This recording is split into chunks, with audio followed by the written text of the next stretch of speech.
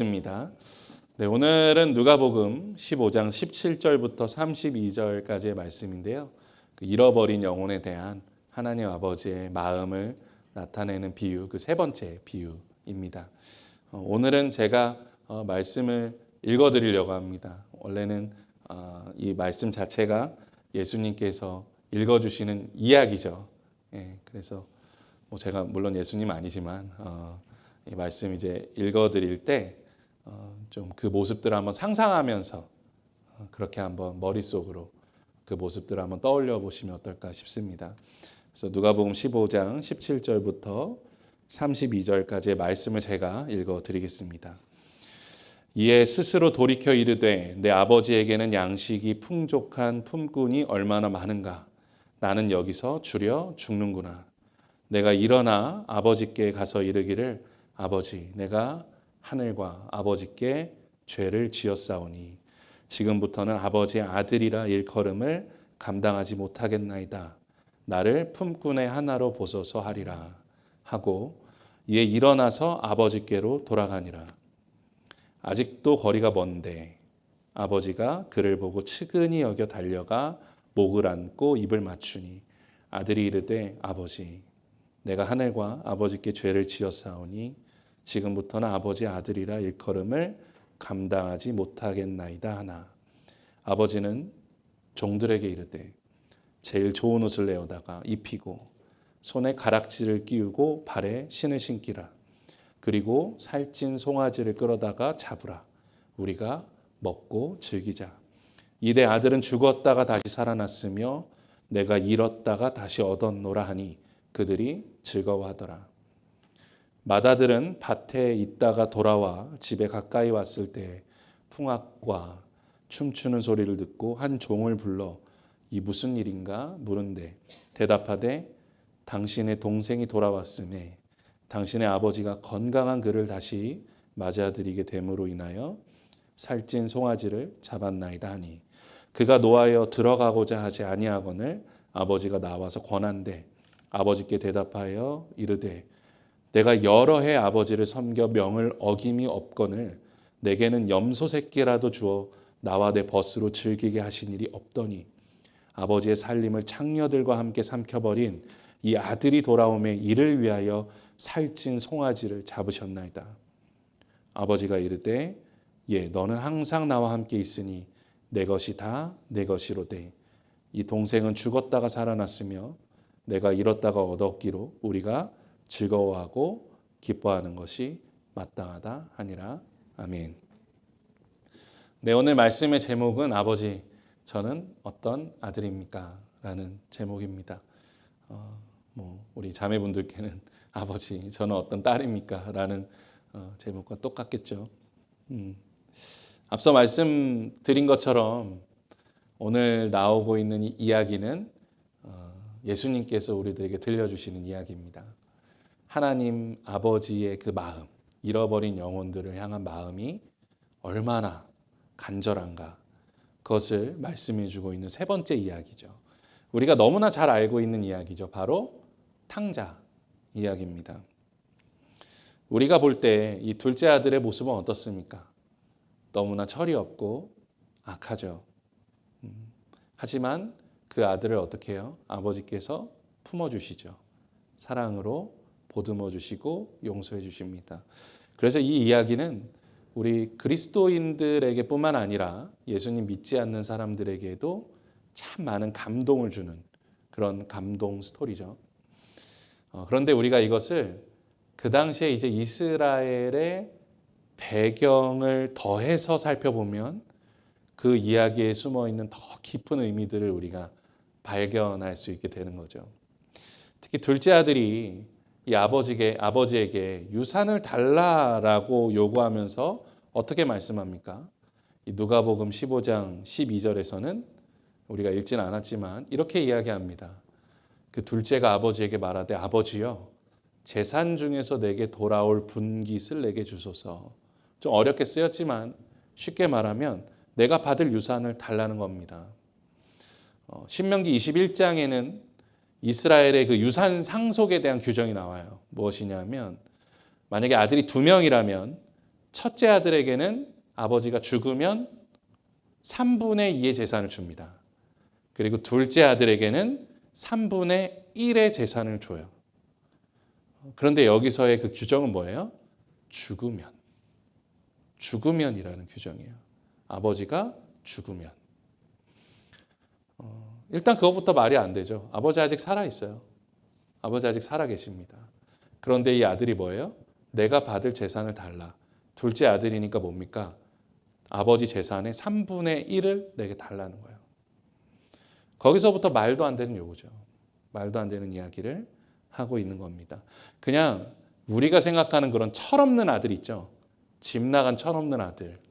그냥 무례한 철없는 아들의 이야기를 하는 것이 아닙니다.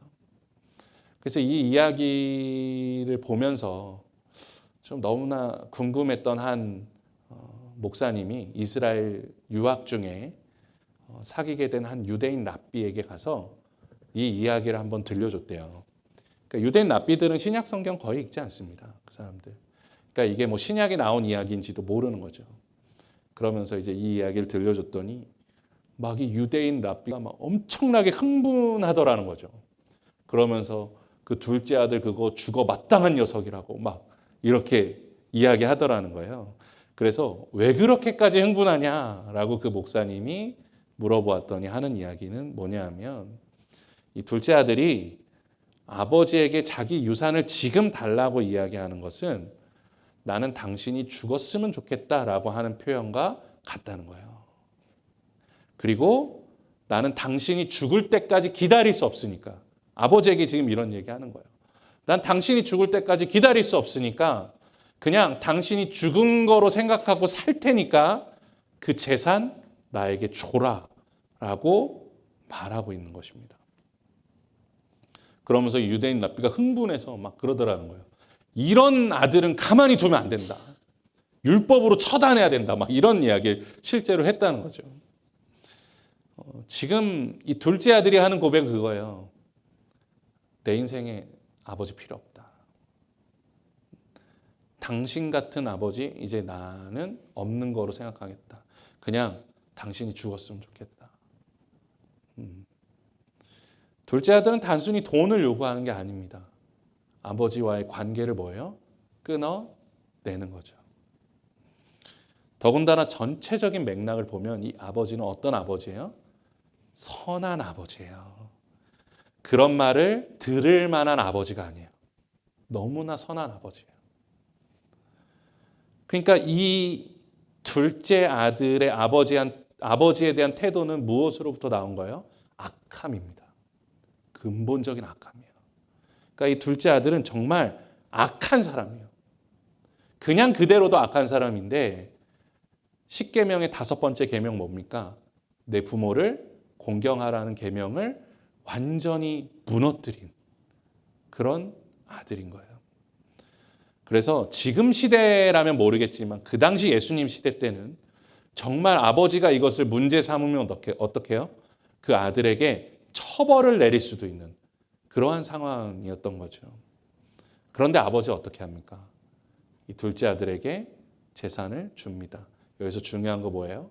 아버지 재산의 3분의 1을 줘요. 아버지 재산의 3분의 1을 줍니다. 이거 정말 쉬운 일 아니죠. 다 줍니다. 왜요? 사랑하니까. 다 줍니다. 그런데 이 이야기는 거기서 끝나지 않아요. 이 둘째 아들이 재산을 가지고 가서 잘 먹고 잘 살았다 이렇게 끝나지 않습니다. 어떻게 됩니까? 결국은 이지머니 이지고라는 얘기 있잖아요. 그 쉽게 번 돈 어떻게 해요? 다 탕진합니다. 다 버려버려요. 그리고 무슨 생각을 합니까? 내가 이렇게 살 바에야 아버지께 돌아가자. 그러니까 되게 정말 악한 아들이에요. 악한 아들이에요. 아버지 면전에서 아버지 얼굴에 대고 야, 넌 당신 죽었으면 좋겠다. 그냥 당신 돈이나 달라. 그렇게 떠나갔던 아들이 이제 와서 정말 굶어 죽을 것 같거든요. 정말 못 살겠거든요. 그런데 생각나는 사람은 한 사람밖에 없어요. 아버지. 그래. 그래도 내가 가면 굶겨 죽이지는 않으시겠지. 종처럼이라도 대해주시겠지. 라는 마음을 가지고 아버지께 찾아가죠. 그런데 여기에 더 큰 반전이 있습니다. 뭡니까? 아버지께서 둘째 아들을 기다리고 계세요. 오늘 20절 말씀에 이렇게 나오죠. 아직도 거리가 먼데. 상상해 보세요. 이 아버지는 마을 입구에 서 있는 거예요. 마을 입구에 서서 누군가 지나가면 어떻게 해요? 내 아들인가? 내 아들인가? 보고 있는 거예요. 그러다가 정말 내 아들을 발견합니다. 오는 거예요. 그러니까 어떻게 하죠? 달려갑니다. 달려가요. 그러니까 이 이야기만 들으면 어때요? 매일매일 아버지가 마을 입구에서 이 둘째 아들을 기다리고 계셨다는 것을 상상해 볼 수 있죠. 그리고 여기서 말씀하고 있는 측은히 여긴다. 그러니까 영어로는 compassion이라고 하는데 이 헬라어 단어는 아마 한 번은 들어보셨을 겁니다. 스플랑크니조마이라는 단어인데 이 스플랑크니조마이라는 단어의 뜻은 무엇이냐면 창자가 끊어지는 고통과 슬픔이에요. 창자가 끊어지는 고통과 슬픔을 느끼면서 아들에게 달려갔다. 아니 내 아들이, 나를 사랑하는 아들이 저렇게 불쌍한 모습으로, 저렇게 인생에 실패해서 저렇게 죽어가는 모습으로 있는 것을 볼 수가 없는 거예요. 아무리 나에게 욕을 하고 내가 죽었으면 좋겠다고 생각하는 그렇게 말한 아들이지만 그대로 둘 수가 없는 겁니다. 그래서 어떻게 해요? 뛰어가서 목을 안고 입을 맞춥니다. 그래서 이 장면을 잘 보여주고 있는 그림이 하나 있는데 이 렘브란트의 돌아온 탕자라는 그림입니다. 제가 제일 좋아하는 작가인데 영성이 있는 사람이에요. 정말 영성이 있는 작가입니다. 이 작가가 그린 돌아온 탕자라는 이 그림을 보고 지금은 돌아가셨지만 뉴욕에서 목회하신 굉장히 유명한 팀 켈러라는 목사님이 이 그림을 보고 너무나 큰 감동을 받아서 탕자의 귀향이라는 아니다 잘못 말했네. 헨리 나우엔입니다. 잘못 말했어요. 뒤에 예어가 따로 나오는데 헨리 나우엔 목사님이 이 그림을 보고 너무나 큰 감동을 받아서 탕자의 귀향이라는 책을 썼습니다. 이 그림을 토대로. 그런데 이 모습만 보면 잘 모르겠는데 이 아버지의 모습을 좀 더 확대해서 보면은 아버지 한쪽 눈이 좀 이상해요. 예. 그러니까 렘브란트가 아마 의도적으로 그린 것 같습니다. 뭐냐면 아버지 한쪽 눈이 보이지 않아요.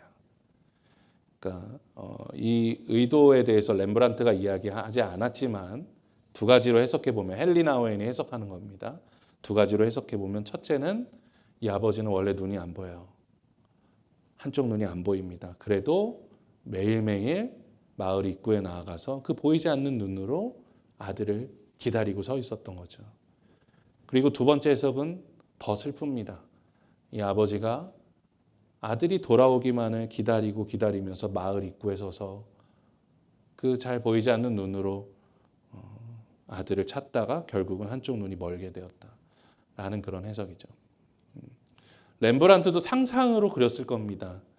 하지만 이 렘브란트가 얼마나 이 말씀을 묵상하며 이 그림을 그렸을지가 눈에 보이는 거죠. 더군다나 지금 보이진 않지만 이 아버지의 두 손, 한 손은 남자의 손이고 한 손은 여자의 손이에요. 한 손은 아버지의 손, 한 손은 어머니의 손입니다. 그 두 가지 사랑으로 탕자를 끌어안고 있는 거죠. 그러니까 한 영혼이 돌아오기를 기다리는 하나님 아버지의 마음이 그렇다는 거예요. 내가 눈이 멀어도 상관없고 네가 나를 욕해도 상관없고 내가 죽었으면 좋겠다고 말해도 상관없다. 아니 심지어 정말 나를 죽여도 상관없다. 하나님을 죽였잖아요. 예수님을 죽였잖아요. 그런데 그렇게 죽여도 상관없다. 내가 너를 기다리겠다.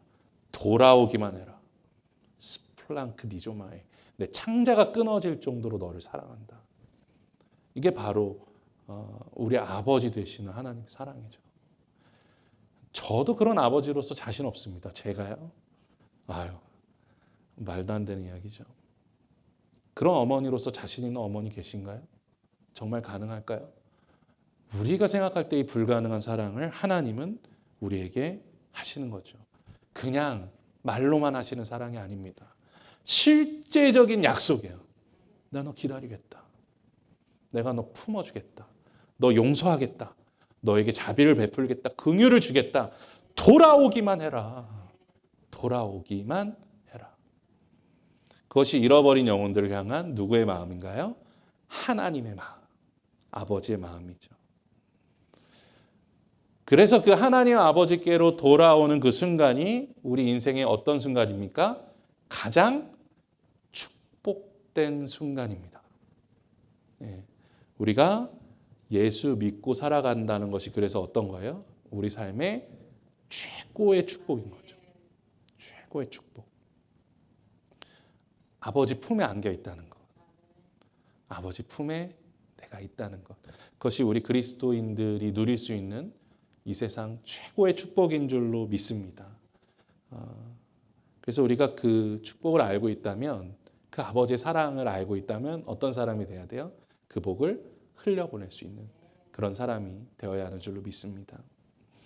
우리가 이제 여기까지가 알고 있는 것이, 제가 이렇게 길게 설명 안 해도 이 탕자에 대한 이야기이고, 그런데 오늘 말씀에는 한 가지 비밀이 더 있어요.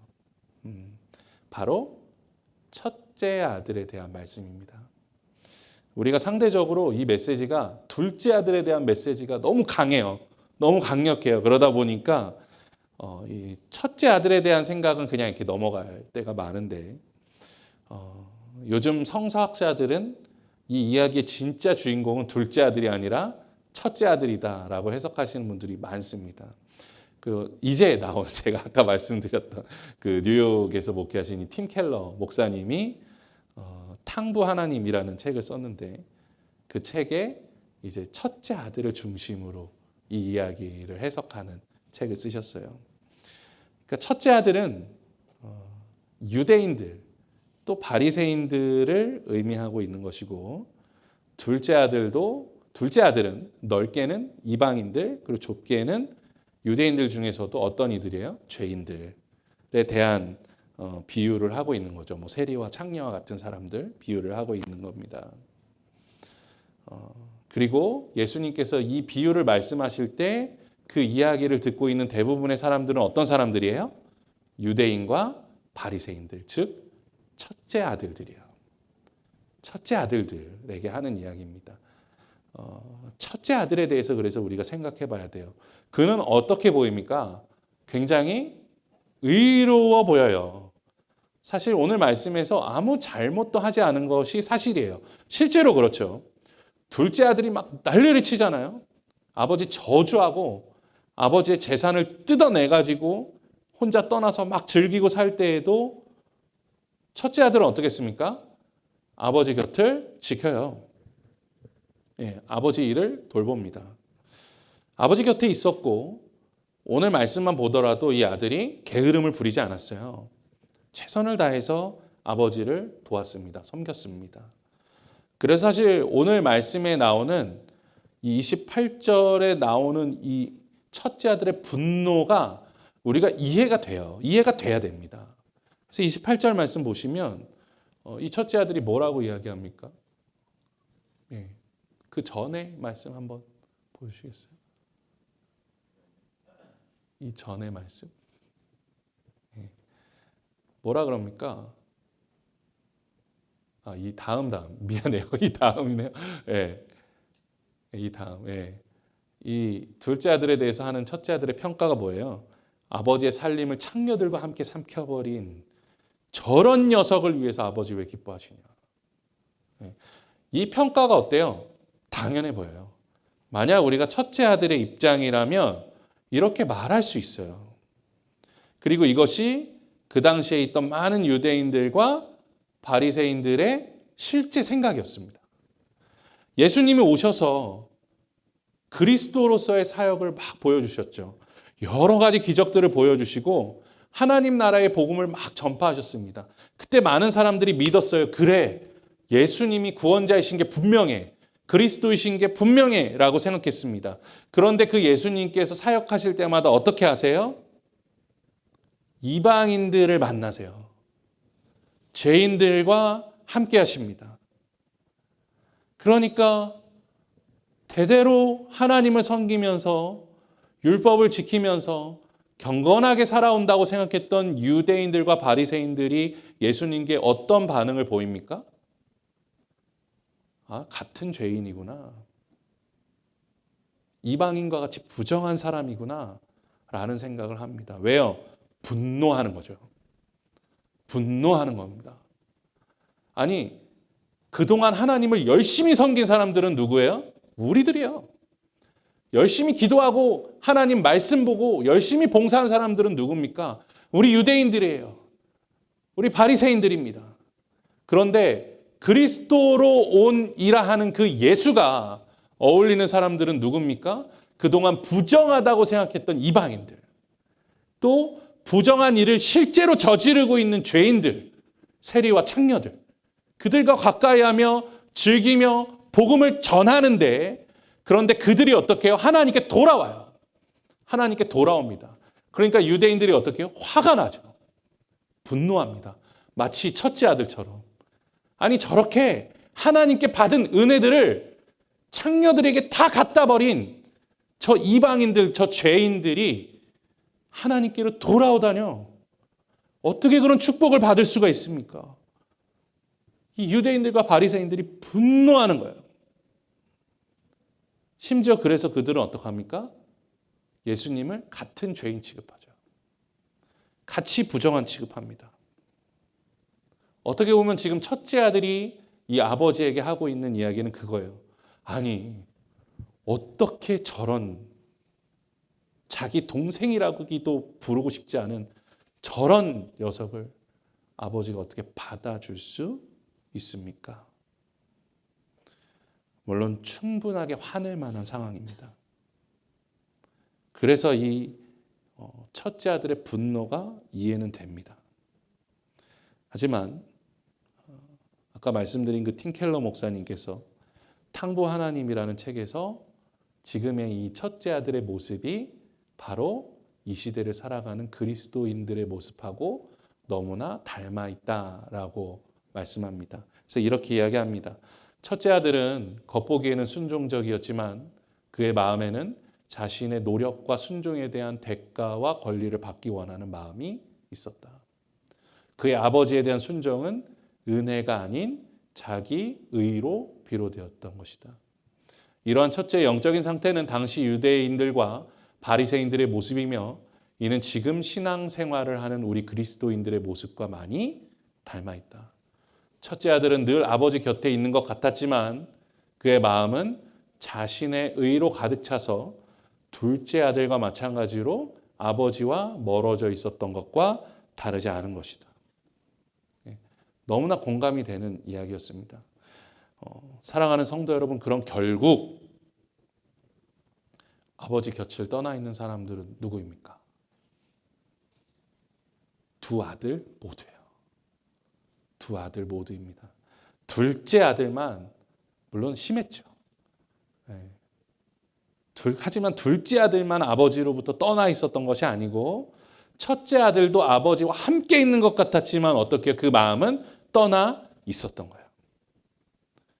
그래서 우리가 이 말씀을 묵상해 볼 때 우리는 혹시 첫째 아들의 모습은 아닌가라는 것을 묵상해 볼 수 있어야 합니다. 아버지, 저는 지금 어떤 아들입니까?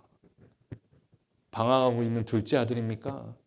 아니면 주님께 순종하고 헌신하는 것처럼 앉아있지만 마음은 떠나 있는 첫째 아들입니까? 매주 예배 드려요. 악한 일도 하지 않습니다. 최대한 선하게 살려고 노력해요. 봉사합니다. 헌금도 많이 하고요. 하지만 우리의 마음은 어떻습니까?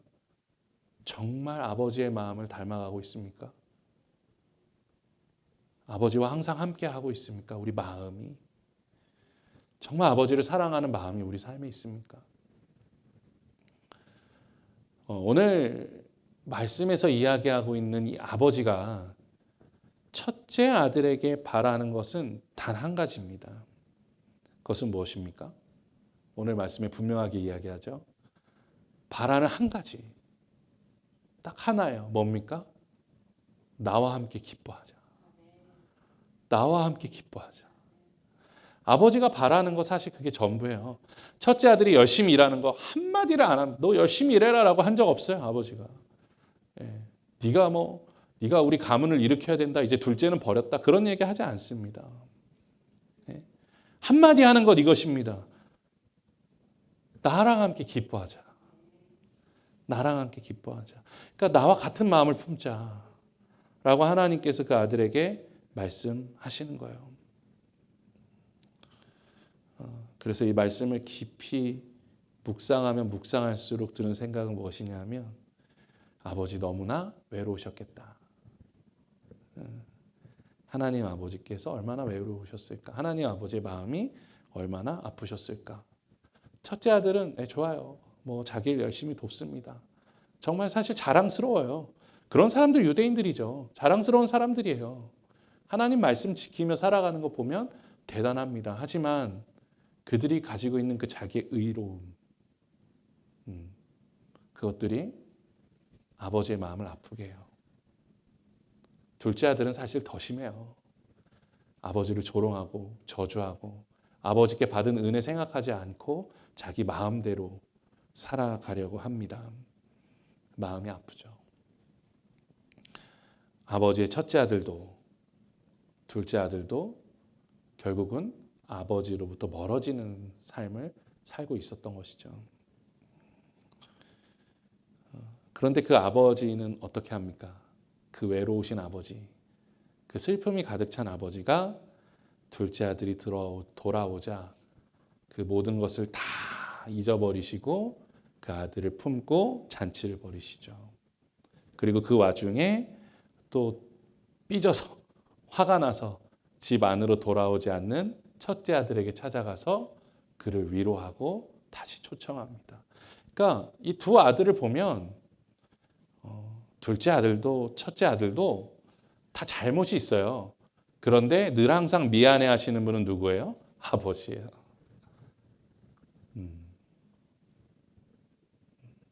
두 아들 때문에 정말 고생하고 있는 분은 아버지인데 그 두 아들을 위로하고 맞아주고 사랑해주고 용서해주시는 분은 누굽니까? 그 두 아들을 아버지예요. 그 아버지의 모습이 바로 하나님의 모습이라는 거죠. C.S. 루이스가 쓴 피고석 위에 하나님이라는 책이 있습니다. 그곳에서 우리 현대 그리스도인들의 모습에 대해서 이렇게 비판합니다. 인간들은 그 모습이 첫째 아들이든 아니면 둘째 아들의 모습을 하고 있든지 간에 항상 자신을 의롭다고 여기며 하나님을 피고석 위에 앉혀놓고 비판하기를 그치지 않는다. 둘째 아들은 하나님이 죽었으면 좋겠다고 말하던 죄인이고 첫째 아들은 하나님이 불공평하다고 주장하는 죄인입니다. 그런데 하나님은 재판장이면서도 피고석에 앉아서 두 아들을 용서하고 위로합니다. 그래, 내가 다 잘못했다. 그리고 두 아들의 죄를 용서하시기 위해서 결국은 두 아들의 모든 죄를 끌어안고 십자가에서 죽으셨죠. 그 무한한 사랑을 주셨습니다. 이것이 바로 모든 영혼들을 사랑하는 하나님 아버지의 마음인 것이죠. 그래서 요즘 현대 신학자들은 이 말씀을 탕자의 비유라고 이야기하지 않습니다. 뭐라고 이야기하는지 아세요?